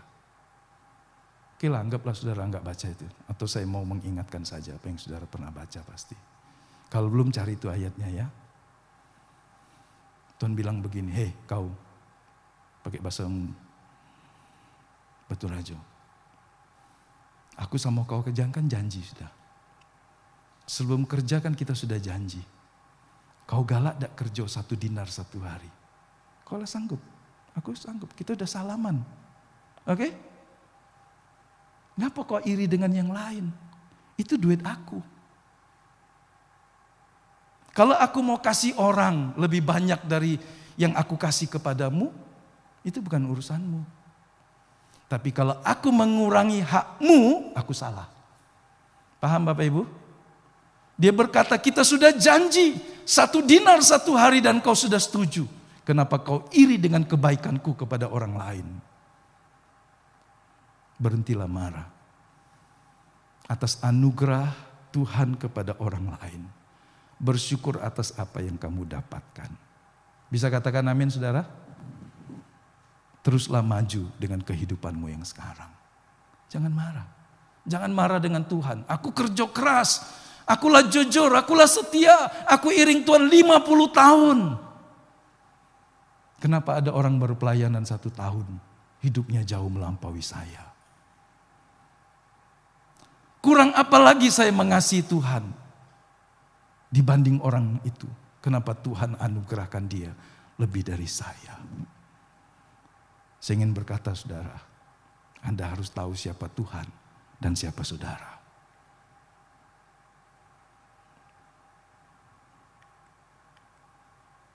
Bersyukur dengan dirimu dan apapun yang Tuhan anugerahkan.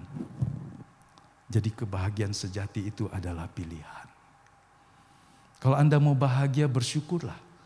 Kalau Anda mau busukkan tulangmu dari dalam sehingga engkau tidak sejahtera terus tiap hari, tiap ingat kau luka, tiap ingat kau kecewa, tiap ingat kau rasa frustrasi, itu pilihan.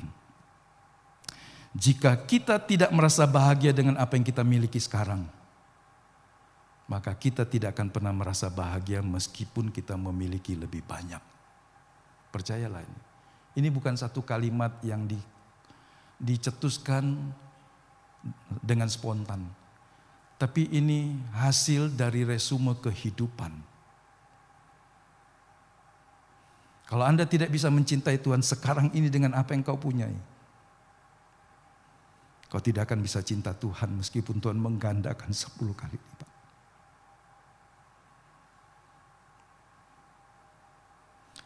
Kalau engkau tidak bisa bersyukur dengan apa yang kau punya, kau tidak akan bahagia. Meskipun Tuhan beri banyak. Setiap hal yang kita miliki adalah pemberian Tuhan. Perhatikan ini, iri hati itu bertanya, mengapa? Mengapa? Mengapa mereka yang mendapatkan dan aku tidak punya? Tapi bandingkan dengan syukur. Syukur itu bertanya, mengapa aku Tuhan? Mengapa aku mendapatkan apa yang aku punya? Jadi saudara lihat yang dipersoalkan bukan banyak atau sedikit. Karena sedikit atau banyak, itu kedaulatan Tuhan. Daud memberikan contoh begini. Waktu Tuhan menyingkapkan tentang manusia yang akan datang. Anak-anakmu, kalau dia hidup benar juga aku akan dudukkan dia. Dan kemudian Nabi Nathan menubuatkan, Nathan kalau nggak salah. Tahu siapa ya? Tuhan lewat Nathan mungkin ya. Saya lupa cerita. Menubuatkan sampai kepada Mesias maksudnya. Tapi Daud menangkapnya cuma keturunan secara biologis. Tapi oke lah. Ada 22 raja di bawah Daud. Meskipun banyak yang juga jahat. Tapi Daud begitu bangga dan kagum. Setelah dia mendengar nubuatan itu dia masuk ke kamar. Dan dia berdoa. Siapa aku ini Tuhan? Sampai engkau mengangkat aku sedemikian. Ini orang yang bersyukur, saudara. Tapi kalau orang yang iri hati, komplainnya beda. Kenapa dia, kenapa mereka? Kenapa dia 5 talenta? Kenapa aku cuma 1? Kenapa? Terakhir, tetaplah percaya kepada Tuhan ketika hidup kelihatannya tidak adil. Ya kan, yang terima 1 talenta itu pasti rasanya tidak adil. Tapi keadilan Tuhan akan berlaku kalau dia mengembangkan 1 talenta menjadi 1 talenta. Amin? Betul? Keadilan Tuhan itu bukan waktu dia membagi 1, harus semuanya 1. Tapi ketika yang 1 ini memaksimalkannya menjadi 1 lagi. Yang 2 atau yang 3 atau yang 4 mendapatkannya dan kemudian memaksimalkannya seperti apa yang dia diberikan. Bukan soal jumlahnya. Sehingga Tuhan berkata begini, kalau engkau setia dengan yang kecil, Tuhan akan mempercayakan kepadamu perkara yang besar. Ternyata ketika kita bicara tentang yang kecil bukan soal nyapu. Bukan soal buang sampah di tempatnya. Bukan soal antri. Tapi yang kecil itu bicara tentang harta. Cerita tentang uang. Di dalam kekekalan, di dalam kerajaan Allah, uang adalah hal yang kecil. Jika kita tidak bisa mengelola cinta kita kepada Tuhan dan terus didominasi oleh rasa tidak puas karena uang, Tuhan tidak akan mempercayakan kita harta yang lebih besar di dalam kekekalan. Kalau kita bicara tentang yang kecil selalu atau hampir semua kita menafsirkannya hal yang remeh-remeh. Harus antri benar, buang sampah di tempatnya, makan antri, mencet kopi juga antri 2 kali itu sudah pecah tuh selangnya. Selang air panasnya pecah. Karena terus kali kan harus ada jeda. Ya. Maksud saya hal-hal seperti itu harus kita lakukan. Tetapi yang kecil menurut perumpamaan itu bicara tentang uang, tentang harta. Wow, kita pikir uang adalah masalah besar, Pak. Itu semuanya yang saya cari dalam hidup ini. Pikirannya cuma uang, uang dan uang. Tapi Tuhan dalam kekekalan berkata, itu perkara kecil. Kalau engkau tidak setia dengan yang kecil, engkau tidak akan mendapat yang kekal. Kalau Tuhan tidak terasa adil, jangan tuduh dia. Sebab itu berarti kita sedang meragukan kebaikan Tuhan. Hawa jatuh karena dia meragukan Tuhan. Setiap kali orang ragu akan Tuhan, dia akan jatuh. Jatuh dari kesetiaan kepada Tuhan. Setiap kali kita iri hati kepada orang lain, Anda meragukan bahwa Tuhan tidak tahu yang terbaik bagimu. Kau lebih tahu sendiri tentang dirimu. Terakhir, saudara, hidup di dunia ini memang tidak adil. Tapi bukan karena Tuhan, tapi karena dosa. Pemberontakan manusia kepada Tuhan telah menghancurkan segalanya di planet ini. Jadi kalau ada kita lihat ketidakadilan, untuk sementara kita disuruh untuk tetap memandang Tuhan dan berjalan dalam kebenaran. Ketidakadilan yang kita rasakan tidak membuat kita harus berlaku tidak adil juga menurut firman Tuhan. Dunia ini bukan sorga. Kalau Anda mencari yang paling sempurna, suami yang sempurna di dunia, sampai mati Anda gak akan pernah menikah. Istri yang sempurna gak akan ada. Gereja yang sempurna, jemaat yang sempurna, pendeta yang sempurna gak ada. Perusahaan yang sempurna di tempat di mana Anda bisa bekerja gak ada. Dunia ini gak ada yang sempurna. Karena ini dunia. Dan Anda tidak tahu apa yang Tuhan ketahui. Betul? Ayo baca sama-sama, kita berdiri.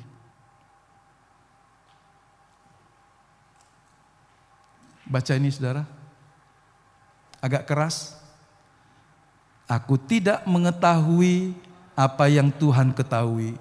Dan aku tidak dapat melihat apa yang dilihatnya. Jadi aku seharusnya percaya kepadanya.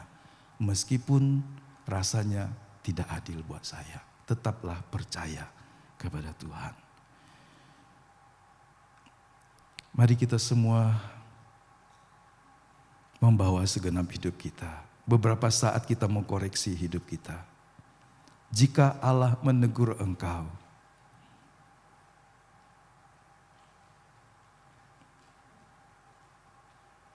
jangan seperti Kain.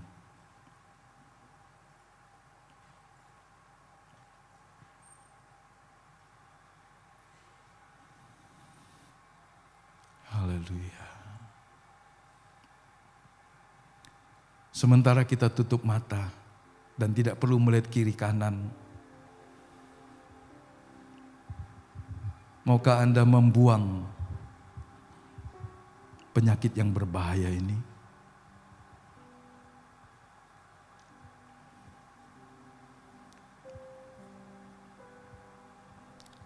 Berapapun banyak atau sedikitnya kadar iri hati, pagi hari ini sebelum kita keluar, taruhlah itu di kaki salib Tuhan.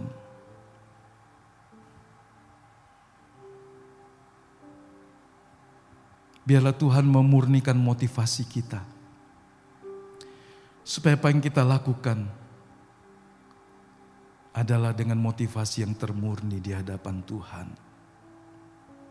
Satu hari yang akan bertahan sampai kekekalan adalah hal yang murni, hal yang suci, hal yang berkenan di mata Tuhan. Semua kepalsuan akan sirna, semua ketidakjujuran akan ditinggalkan.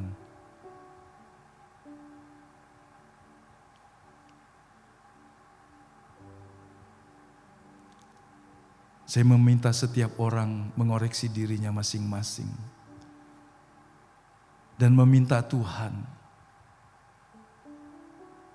untuk memberikan kepadanya kemampuan dan kesanggupan supaya kita memandang Tuhan sebagaimana adanya Tuhan yang berdaulat dalam hidup kita.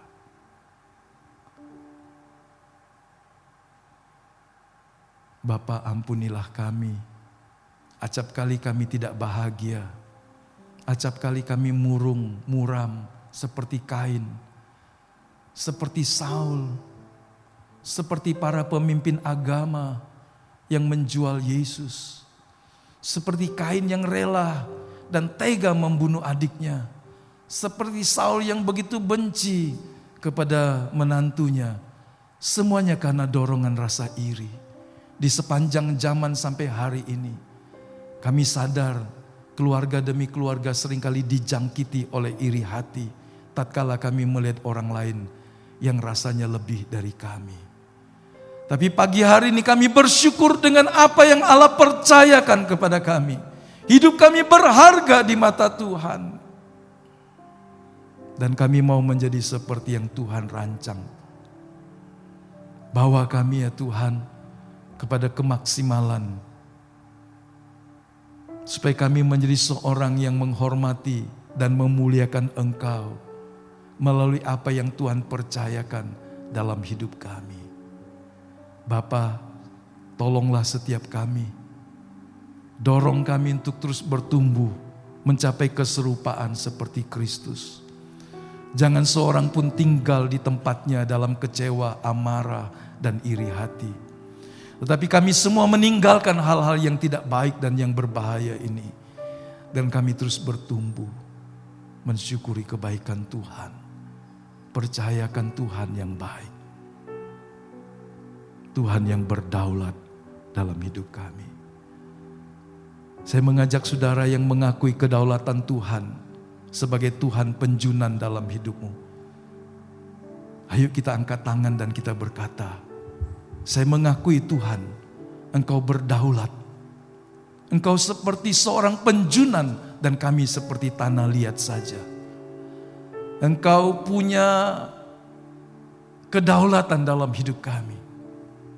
Ajar kami untuk menghormati Engkau.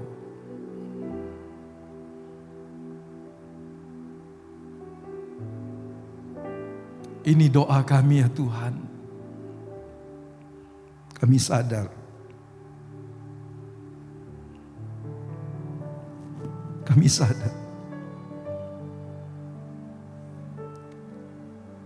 betapa kami harus bersyukur karena kami Engkau kasihi. Bahkan Engkau telah mati bagi kami.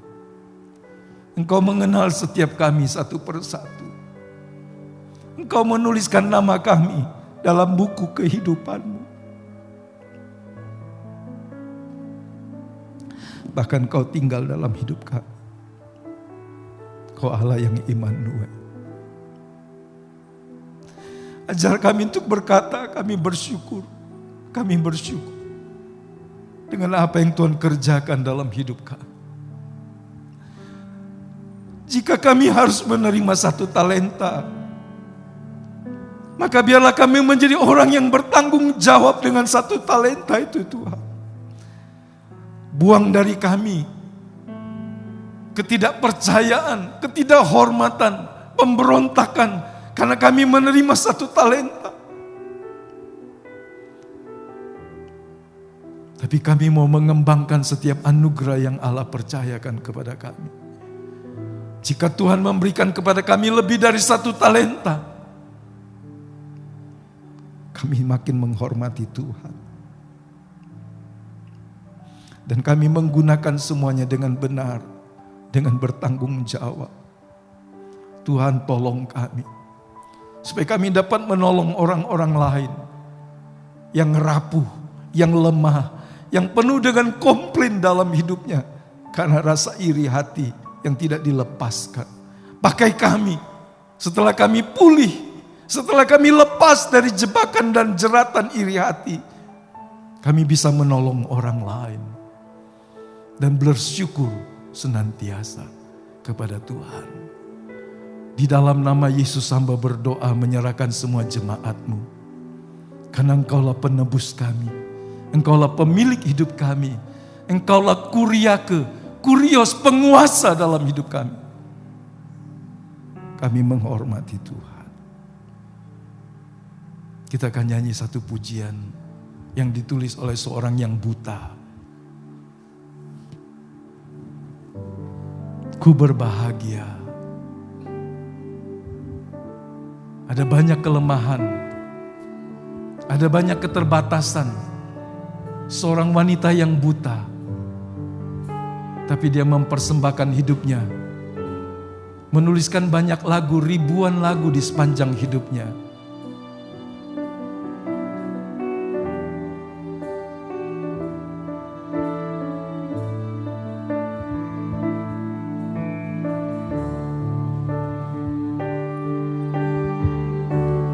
Ku berbahagia,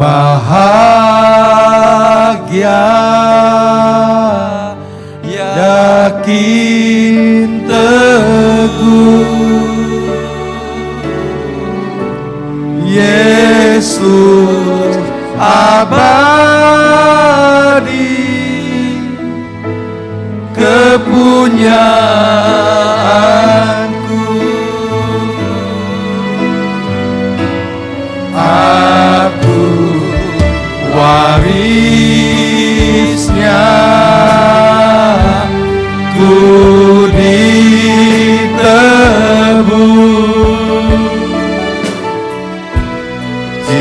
ciptaan baru, Roh Kudus. Aku bernyanyi bahagia, aku bernyanyi bahagia,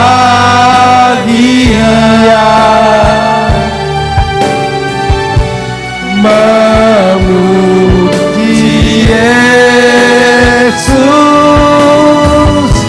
selamanya.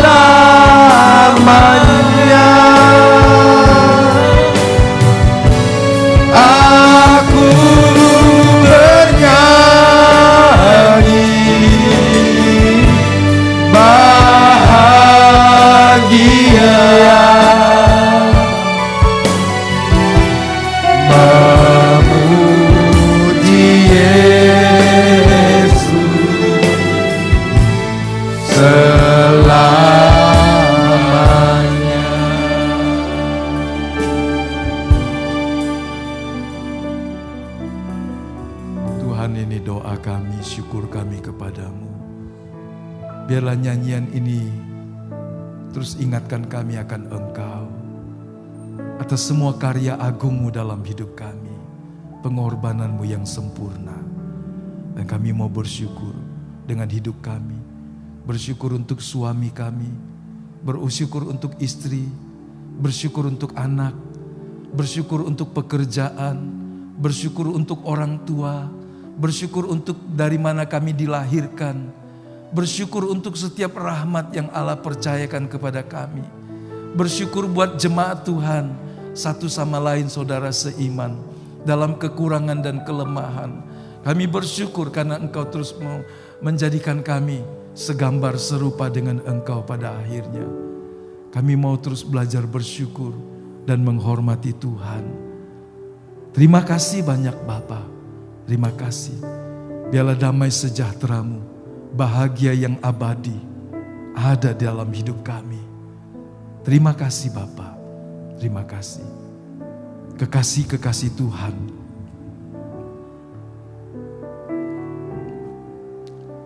pulanglah dengan membawa berkat dari Allah Bapa, kasih karunia dari Tuhan Yesus Kristus, persekutuan penyertaan Roh Kudus bersama kita semua pagi hari ini sampai Maranatha.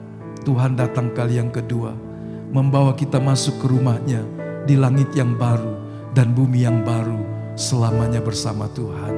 Haleluya, haleluya, amin. Salam, salam, damai Allah turun ke atasmu sekarang. Salam, salam, damai Allah sekarang dan selamanya. Seperti sungai mengalir, lembut gemerci, seperti burung merpati, damai surgawi.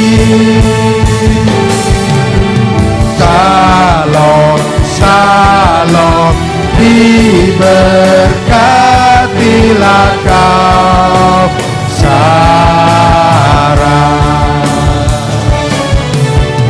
Berkat atas nama Bapa, Anak, Roh Kudus. Amin.